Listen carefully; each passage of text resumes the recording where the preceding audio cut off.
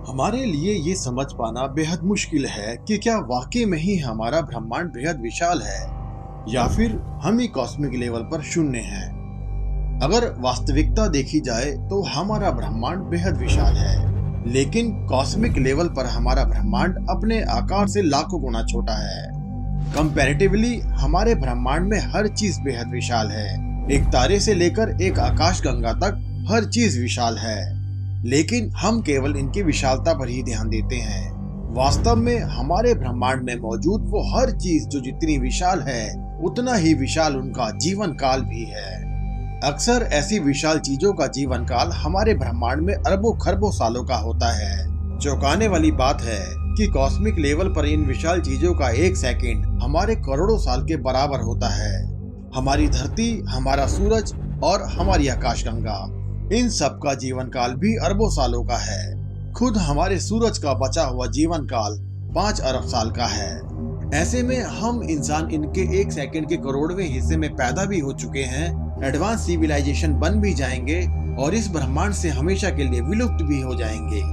लेकिन इससे हमारे ब्रह्मांड को कोई फर्क नहीं पड़ने वाला है, क्योंकि हमारे इस विशाल ब्रह्मांड के लिए हम कुछ भी नहीं हैं। लेकिन फिर भी हमारा ब्रह्मांड हमारी नजर में इतना अधिक विशाल है कि हमारे एक तारे से दूसरे तारे तक की दूरी खरबों किलोमीटर में है। तो क्या कॉस्मिक लेवल पे ये दूरियां वाकई में ही बेहद विशाल हैं? ऐसा बिल्कुल भी नहीं है। भले ही हमारे लिए ये दूरियां बेहद विशाल हो, लेकिन ब्रह्मांडीय स्तर पर ये दूरियां उनके जीवन काल के आगे कुछ भी नहीं है। फॉर एग्जाम्पल, हमारा सूरज 200 किलोमीटर प्रति सेकंड की रफ्तार से ब्रह्मांड में सफर कर रहा है।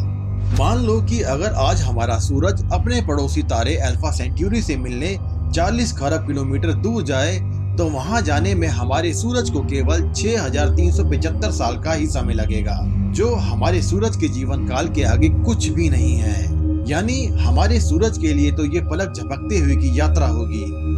लेकिन हम इंसान ऐसा नहीं कर सकते हैं। हमारे लिए 6000 साल का मतलब धरती पर सभ्यताओं का बदलाव है। लेकिन हमारे ब्रह्मांड में सब कुछ इतना विशाल स्तर पर क्यों है?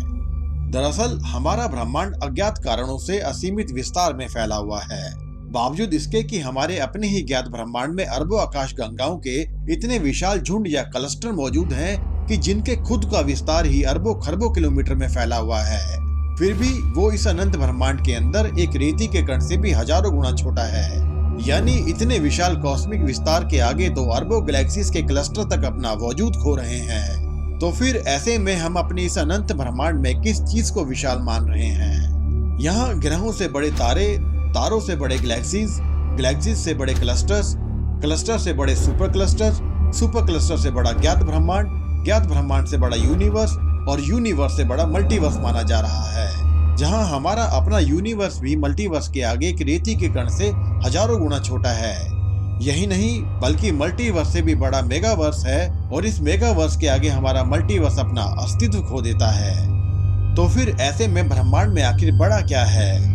फैक्चुअली हम जिन चीजों को इतना विशाल मान रहे हैं, वास्तव में उनका अस्तित्व इस अनंत ब्रह्मांड में केवल शून्य मात्र है। सुनने में अजीब लगेगा, लेकिन ये सच है कि हमारी धरती, हमारा सूरज और हमारी आकाशगंगा, ये सब इस अनंत विशाल ब्रह्मांड में केवल माइक्रोस्कोपिक लेवल की चीजें हैं। यानी हमारा ज्ञात ब्रह्मांड इस अनंत ब्रह्मांड के आगे इतना सूक्ष्म है कि अगर ये अनंत ब्रह्मांड जीवित है तो इसको हमारे ज्ञात ब्रह्मांड यानी नॉन यूनिवर्स तक की जानकारी नहीं होगी। इस हिसाब से इस ब्रह्मांड में कुछ भी बड़ा नहीं है। हर एक विशाल चीज किसी दूसरे के सामने बेहद छोटी पड़ जाती है।